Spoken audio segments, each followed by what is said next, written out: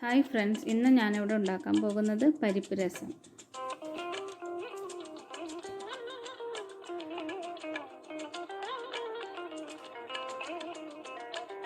രസം ഉണ്ടാക്കാൻ വേണ്ടി ഞാനിവിടെ 4 ചെറിയ തക്കാളിയാണ് എടുത്തിരിക്കുന്നത്.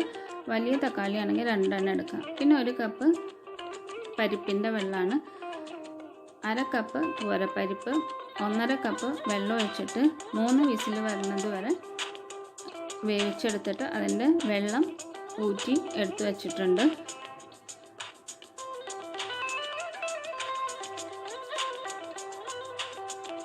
പിന്നെ 8 വെളുത്തുള്ളി, തോലോട് കൂടിയിട്ടുള്ള വെളുത്തുള്ളിയാണ് എടുത്തിരിക്കുന്നത്. പിന്നെ 1 ടീസ്പൂൺ ജീരകം, 1 ടീസ്പൂൺ കുരുമുളക്, മല്ലി 1 ടീസ്പൂൺ, 1 കഷ്ണം കായം, പിന്നെ പുളി, ഒരു ചെറിയൊരു നെല്ലിക്ക സൈസ് പുളി എടുത്തിട്ടുണ്ട്. പിന്നെ കുറച്ച് മല്ലിയില, കറിവേപ്പില, ഇനി കായം, ജീരകം, മല്ലി, കുരുമുളക്, ഇതൊന്ന് ചതച്ചെടുക്കണം. ഇതൊന്ന് ചതച്ചെടുത്തതിന് ശേഷം ഇതിൻ്റെ കൂടെ വെളുത്തുള്ളി ഇട്ടിട്ടും ഒന്ന് ചതച്ചെടുക്കണം. എല്ലാം ഒന്ന് ചതഞ്ഞാൽ മാത്രം മതി. ഇപ്പം എല്ലാം ചതച്ചെടുത്തിട്ടുണ്ട്.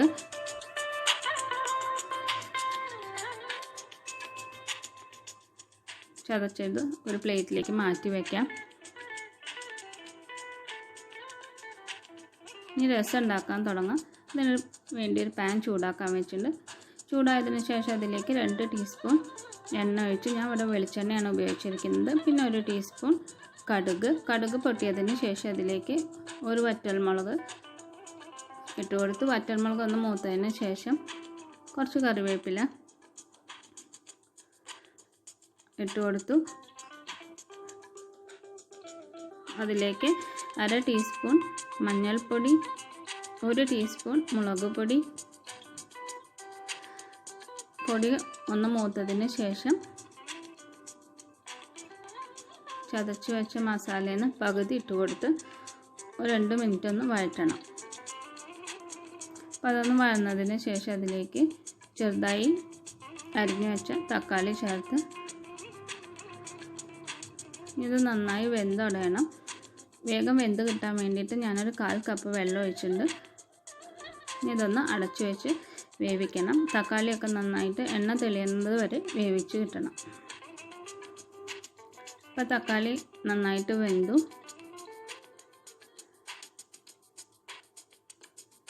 ഇനി ഇതിലേക്ക് പുളിവെള്ളം ഒഴിച്ചു കൊടുക്കാം.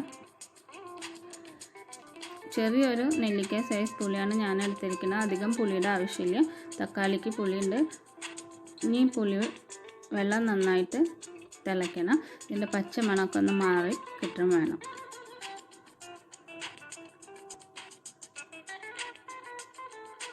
ഇതിലേക്ക് ആവശ്യത്തിനുള്ള ഉപ്പിട്ട് കൊടുക്കാം.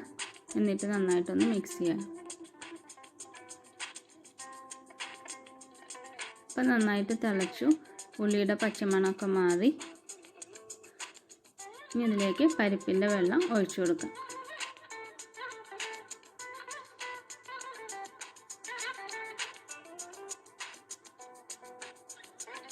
പരിപ്പിൻ്റെ വെള്ളം ഒഴിച്ചു കൊടുത്തതിന് ശേഷം ഒരു 2-3 മിനിറ്റ് ഒന്ന് തിളച്ചാൽ മാത്രം മതി.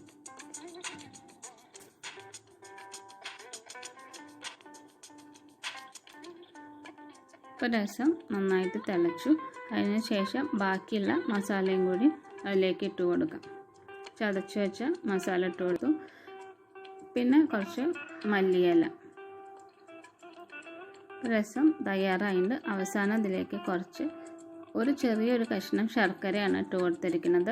അധികമായ മധുരയ്ക്കും. അപ്പോൾ എല്ലാം ഒന്ന് ബാലൻസ് ആവാൻ വേണ്ടിയിട്ടാണ് ശർക്കര ഇട്ട് കൊടുക്കുന്നത്. അപ്പോൾ രസം തയ്യാറായിട്ട് സ്റ്റൗ ഓഫ് ചെയ്തു.